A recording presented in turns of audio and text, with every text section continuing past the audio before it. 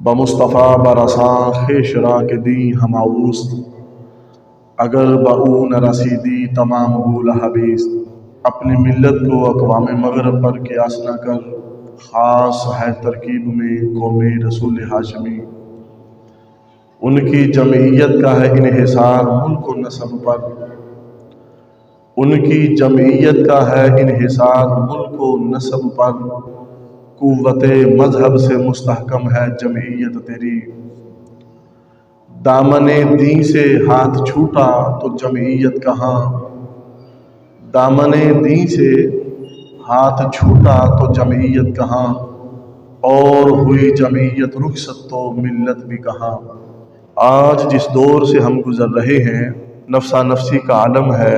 ہر جگہ ہر بندہ ایک نیا دکھ، ایک نیا درد لے کے بیٹھا ہے۔ انسانیت بلک رہی ہے، سسک رہی ہے۔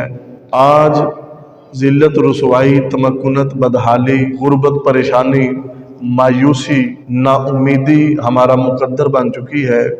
آج اگر ہم مسلمان من حیث القوم اپنا محاسبہ کریں کہ آج ہم کہاں کھڑے ہیں۔ 1450 سال گزر گئے اسلام کی آمد کو، لیکن آج جس نازک اور خطرناک ترین موڑ پہ ہم کھڑے ہیں، اس سے قبل اس چشم و فلک نے یہ نظارے کبھی نہیں دیکھے۔ آج ہم مایوسی کا شکار ہیں، ذلت و رسوائی ہمارا مقدر بن چکی ہے، نا امیدی، خوف، طمع، لالچ ہماری رگوں میں رچی بسی ہوئی ہے۔ آج کا مسلمان پریشان حال ہے، در بدر ٹھوکریں کھا رہا ہے، مجبور ہے، پریشان ہے، کوئی پرسان حال نہیں۔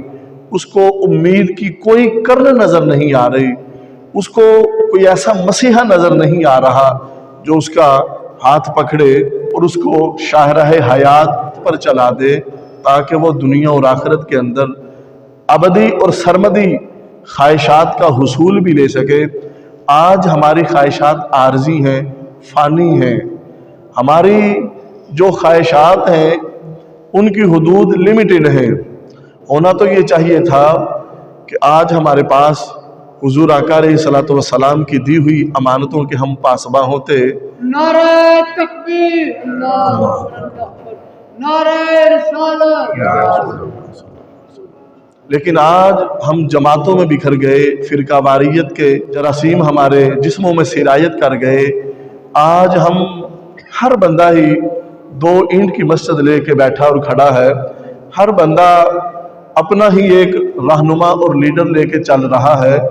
اس کی وجہ ہی بنیادی یہی ہے، اتر کر ہیرا سے سوئے قوم آیا اور ایک نسخہ کیمیا ساتھ لایا۔